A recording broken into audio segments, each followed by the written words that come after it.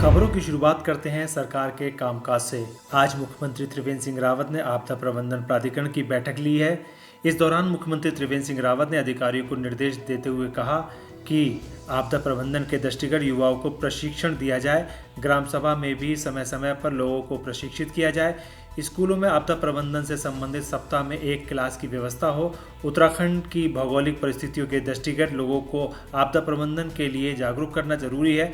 आगजनी की घटनाओं और वर्षाकाल के लिए लोगों को प्रशिक्षित करना जरूरी है। आपदा की चुनौतियों का सामना करने के लिए समय समय पर मॉक ड्रिल भी कराई जानी आवश्यक है। मुख्यमंत्री त्रिवेंद्र सिंह रावत ने कहा कि आपदा प्रबंधन के लिए जो भी प्रशिक्षण दिए जा रहे हैं उनको और प्रभावी बनाने के लिए विशेषज्ञों की राय ली जाए। जिन शिक्षकों को प्रशिक्षित किया गया है उनके माध्यम से सभी स्कूलों के अध्यापकों को भी ट्रेनिंग दी जाए। आपदा प्रबंधन के दृष्टिगत संचार तंत्र को और अधिक मजबूत किया जाए। मानसून के दृष्टिगत सभी तैयारियां पूरी कर ली जाए। आपदा प्रबंधन की दृष्टि से संवेदनशील स्थानों का चिन्हीकरण किया जाए। आपदा रिस्पांस टीम को कम से कम करने का प्रयास किया जाए। लोगों को कोविड-19 से बचाव के लिए विभिन्न माध्यमों से जागरूक किया जाए। इस दौरान बैठक में उत्तराखंड राज्य प्राधिकरण द्वारा बताया गया कि मौसम से संबंधित सटीक जानकारी के लिए मुक्तेश्वर और सुरकंडा में डॉपलर रडार लगाने का कार्य चल रहा है।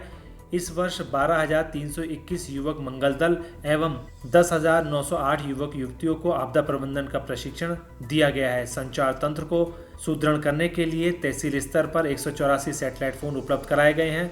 2012 में अब तक 27 आपदा से संवेदनशील गांवों के 699 परिवार को पुनर्वास किया जा चुका है। गढ़वाल मंडल में 84 और कुमाऊं मंडल में 100 भूकंप पूर्व चेतावनी तंत्र उपकरण स्थापित किए जा चुके हैं। अब खबर विपक्ष और राजनीति की। प्रवासियों और रोजगार को लेकर कांग्रेस पार्टी प्रदेश सरकार को लगातार घेरने में लगी हुई है। आज कांग्रेस के प्रदेश उपाध्यक्ष सूर्यकांत धस्माना ने कहा उत्तराखंड के पर्वतीय क्षेत्रों में क्वारंटाइन सेंटरों की बहाली राज्य सरकार के अदूरदर्शी नीतियों के कारण बनी है। उन्होंने कहा कि प्रदेश में वापस आकर प्रवासियों की मौत हो रही है। इसके लिए उन्होंने सीधे तौर पर राज्य सरकार की जिम्मेदारी और एडमिनिस्ट्रेशन की जिम्मेदारी डाली है। सूर्यकांत धस्माना ने मांग की है कि राज्य सरकार की गलत क्वारंटीन नीति के कारण मरने वाले हर व्यक्ति के परिवार को 5 लाख रुपए राज्य सरकार और 5 लाख रुपए प्रधानमंत्री केयर फंड से देने की मांग की है। उत्तराखंड के प्रवासी इस उम्मीद से वापस आने लगे हैं, लेकिन अपने घर में वह कोरोना से बच सकें इसके लिए काम करने की आवश्यकता है।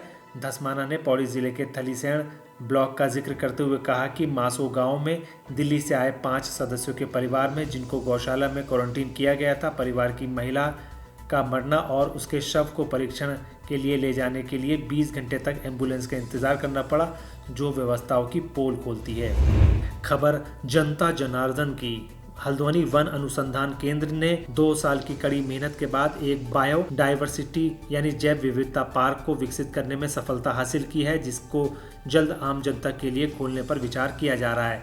उत्तराखंड फॉरेस्ट रिसर्च विंग के करीब 18 एकड़ जमीन के इस पार्क को बनाया गया है। इसमें 479 वनस्पति की प्रजातियां लगाई गई हैं। इस पार्क में धार्मिक, आध्यात्मिक, स्वास्थ्य संबंधी अनेक वाटिका, बुद्ध वाटिका, पुलवामा शहीद वाटिका भी बनाई गई है। यही नहीं, करीब 40 से ज़्यादा औषधि पौधों को भी यहाँ पर रोपित किया गया है। देखिए, इसको हम लोगों ने पिछले 2 साल से हम लोग काम कर रहे थे और हमारा फील्ड स्टाफ ने बड़ी मेहनत की इसके लिए, बड़े बधाई के पात्र हैं। रातों दिन बड़ी मेहनत की और बड़े ही कम पैसे में बड़े ही मितव्ययी तरीके से ये जो है ना पार्क तैयार हुआ है। और इसमें ज़्यादातर प्रजातियाँ हम लोगों ने यहीं पे तैयार की अपनी नर्सरी में। और इसमें हमारा उद्देश्य ये था कि हमने इसमें एक हिस्सा रखा है जिसमें हम आध्यात्मिक और धार्मिक चीज़ों से जो नेचर का कनेक्ट है उसको हम दिखा रहे हैं, जिसमें हमने एक सर्वधर्म वाटिका बनाई है। तो अलग अलग जो हमारे मुख्य धर्म हैं उन धर्मों के जो पवित्र वृक्ष हैं, उनकी जो पवित्र पुस्तकों में पर्यावरण और प्रकृति को संरक्षण करने की जो बातें लिखी गई हैं उसको हमने दिखाया है। कुरान की जो आयतें हैं, जो बाइबल के वर्सेस हैं, जो हमारे पुराणों के श्लोक हैं उनको हमने दिखाया है। इस्लाम के, हिंदू धर्म के, ईसाई धर्म के, सिख धर्म के जो पवित्र वृक्ष हैं उनको हमने लगाया है एक जगह। और हमने एक बुद्ध वाटिका बनाई है। भगवान बुद्ध के जीवन में जो जिन वृक्ष प्रजातियों का एक भूमिका रही थी उसको हमने दिखाया है। और इसी प्रकार से हमने रुद्राक्ष की एक वाटिका बनाई है। एक हमने हल्दू वाटिका डेवलप की है, क्योंकि हल्द्वानी का नाम हल्दू से पड़ा था और हल्दू के पौधे अब धीरे धीरे कम होते आ रहे हैं। तो लोगों को बताने के लिए अपना एक इतिहास से क्या जुड़ाव रहा है, हिस्ट्री से कनेक्ट रहा है। इसके अलावा हम लोगों ने त्रिफला वाटिका बनाई है, अशोक वाटिका बनाई है। तो एक तो ये आध्यात्मिक पहलू है। दूसरा हम लोगों ने जो है एक जो हमारी ज़रूरतें होती हैं स्वास्थ्य है उससे पर्यावरण कैसे जुड़ा हुआ है, तो हम लोगों ने एक मानव वाटिका विकसित की है। उसमें अलग अलग मानव अंगों में किन किन औषधियों का प्रयोग होता है उसको हम लोगों ने शो किया है।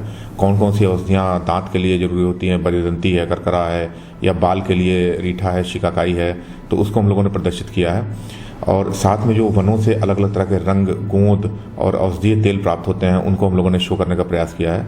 तीसरा जो है प्रकृति का विज्ञान से क्या संबंध है, तो किस तरीके से वृक्ष प्रजातियों का इवोल्यूशन हुआ उसको हम लोगों ने शो करने की कोशिश की है। जुरासिक इरा से लेके कौन कौन सी वनस्पतियाँ तब होती थी, धीरे धीरे कैसे उनका विकास हुआ, ग्लोबल वार्मिंग की क्या समस्या है, वायरस कैसे जो है एनिमल से ह्यूमन में आए, और मधुमक्खियों का, चिड़ियों का हमारी जो है मानव जीवन को बचाए रखने में क्या योगदान होता है, इन सब चीज़ों के बारे में एक वैज्ञानिक जानकारी हम लोगों ने देने का प्रयास किया है। खबर कोरोना की 2.5 साल की प्रदेश में कोरोना का कहर जारी है। शनिवार दोपहर 2 बजे के हेल्थ बुलेटिन के अनुसार 31 नए मामले सामने आए हैं, जिसके बाद उत्तराखंड में कोरोना मरीजों की संख्या 1245 हो गई है। राजधानी देहरादून में एक निजी अस्पताल की 4 स्टाफ नर्स कोरोना पॉजिटिव पाई गई हैं।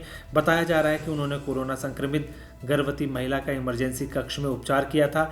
चारों स्टाफ नर्सों को दून अस्पताल ले जाया जा रहा है। इसके अलावा अभी तक 422 लोग ठीक हो चुके हैं। आज अल्मोड़ा जिले में 4, चमोली के 6, देहरादून में 4, नैनीताल में 3, पिथौरागढ़ के 8, टिहरी गढ़वाल में 3 और उत्तरकाशी में 1 मामला सामने आया है। कुल 31 मामले सामने आए हैं। अभी तक देहरादून, नैनीताल और टिहरी जिले में सबसे ज़्यादा अधिक सक्रिय मामले हैं। 24 मई के बाद प्रदेश में 5 दिन की दर से संक्रमित मरीजों की संख्या दोगुनी हो रही है और मरने वालों की संख्या कुल 11 हो चुकी है। खबर उत्तराखंड बोर्ड की परीक्षाओं की।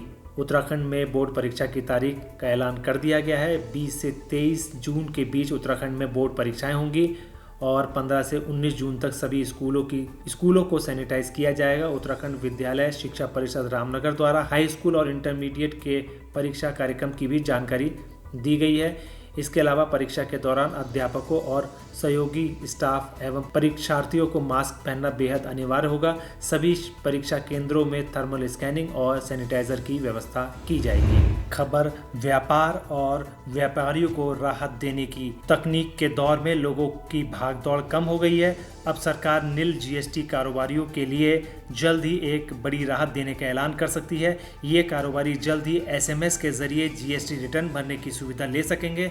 जानकारी के मुताबिक कारोबारियों को ये सुविधा 5 अंकों वाले एक विशेष मोबाइल नंबर से मिलेगी। सरकार ये नंबर जल्द ही जारी करने वाली है। कारोबारियों को अपने मोबाइल के मैसेज बॉक्स में जाकर NIL टाइप करना होगा, फिर उन्हें स्पेस देकर अपनी जीएसटी नंबर लिखना होगा और एक और स्पेस देते हुए 3B लिखना होगा। इस एसएमएस को 5 अंकों के विशेष नंबर पर भेजना होगा। संदेश भेजते ही कारोबारियों के मोबाइल नंबर पर एक OTP आएगा।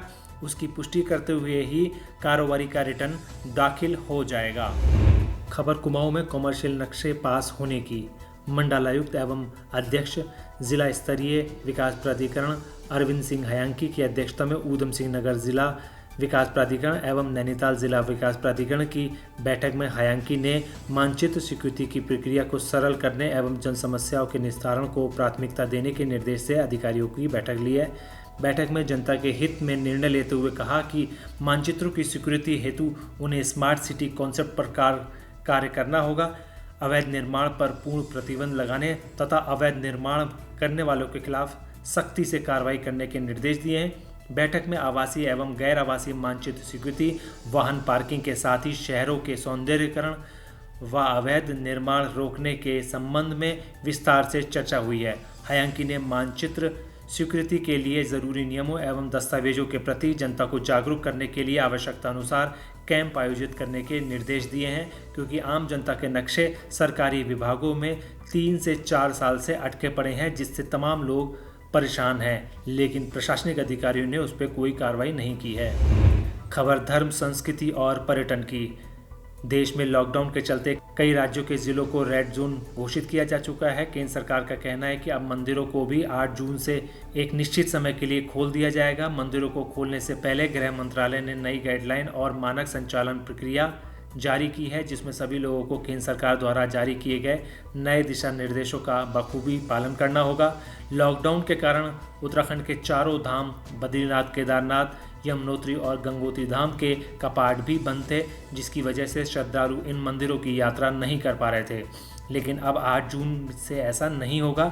कोरोना के तहत लोगों की सुरक्षा का ध्यान रखते हुए केंद्र सरकार द्वारा जारी किए गए दिशा निर्देशों का पालन किया जा रहा है। श्रद्धालुओं को मंदिर के भीतर प्रवेश करने की अनुमति दी जाएगी। उसके लिए सरकार के द्वारा कुछ नियम बनाए गए हैं। सोशल डिस्टेंसिंग बनाए रखना, मंदिर में लोगों को भगवान की प्रतिमा को नहीं छूने दिया जाएगा और भीतर जाने के लिए बाहर लगी लाइन पर कम से कम 6 फीट की दूरी एक दूसरे के बीच बनाए रखनी होगी। मंदिर में आने जाने वालों के लिए अलग अलग मार्ग की व्यवस्था की जाएगी तथा धार्मिक स्थानों पर बार बार सैनिटाइज़र का छिड़काव किया जाएगा और सफाई की जाएगी। मंदिर में बैठने की व्यवस्था इस प्रकार की जाएगी जिसमें सामाजिक दूरी का विशेष ख्याल रखा जा सके। सामुदायिक रसोई, लंगर, अन्नदान आदि भोजन बनाते और वितरित करते समय सामाजिक दूरी के नियमों का विशेष तौर पर पालन किया जाएगा। हाथ पैर धोने वाली जगहों पर विशेष ध्यान देने के साथ ही मंदिर परिसर के अंदर स्वच्छता का विशेष ख्याल रखा जाएगा। दोस्तों, हमारा यह वीडियो आपको कैसा लगा आप हमें कमेंट बॉक्स में ज़रूर बताइएगा। अगर आप इसको YouTube पर देख रहे हैं तो हमारे चैनल को सब्सक्राइब करिए। अगर आप Facebook पर देख रहे हैं तो हमारे चैनल को लाइक करिए और हमारे पेज को फॉलो करें। नमस्कार।